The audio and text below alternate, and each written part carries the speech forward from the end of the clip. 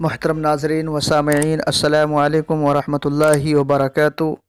استقبال ہے آپ کا بھارت اردو ٹائمز پر۔ اگر آپ یوٹیوب پر دیکھ رہے تو چینل کو سبسکرائب کیجئے، اگر آپ فیس بک پر دیکھ رہے تو پیج کو فالو کیجئے۔ پیغمبر اسلام صلی اللہ علیہ وسلم کے کارٹون بنانا اور اس کو شائع کرنا اہانت آمیز اور ناقابل برداشت حرکت ہے۔ مولانا خالد سیف اللہ رحمانی، جنرل سیکریٹری آل انڈیا مسلم پرسنل لا بورڈ کا بیان۔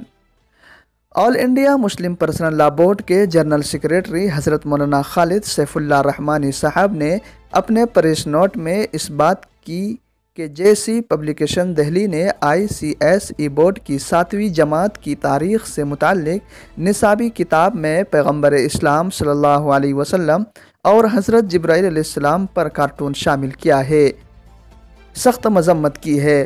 انہوں نے اپنے بیان میں کہا کہ ہر مسلمان اپنے نبی کو اپنی جان، اپنے ماں باپ اور اپنی اولاد سے بھی زیادہ عزیز رکھتا ہے۔ وہ آپ کی شان میں ادنیٰ درجہ کی گستاخی برداشت نہیں کر سکتا، اور پیغمبر اسلام کی خیالی تصویر یا کارٹون بنانا بھی آپ کی توہین میں داخل ہے۔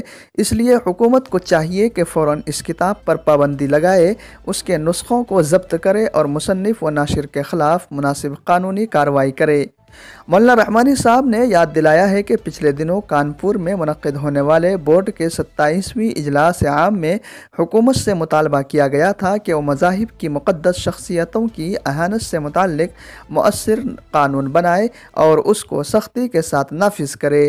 بورڈ پھر اپنے اس مطالبے کو دہرانا چاہتا ہے اور واضح کرتا ہے کہ بورڈ تمام ہی مذاہب کی مقدس شخصیتوں کی اہانت کو جرم تصور کرتا ہے، کیونکہ اس سے عوام کے ایک بڑے گروہ کی دل آزاری ہوتی ہے۔ جی ہاں دوستو، آپ سے گزارش ہے کہ اس خبر کو زیادہ سے زیادہ شیئر کرے اور کمنٹ میں اپنی رائے ضرور دے، اور ہر مسلمان بلند آواز کرے تاکہ اس کے خلاف سخت سے سخت کارروائی کی جائے۔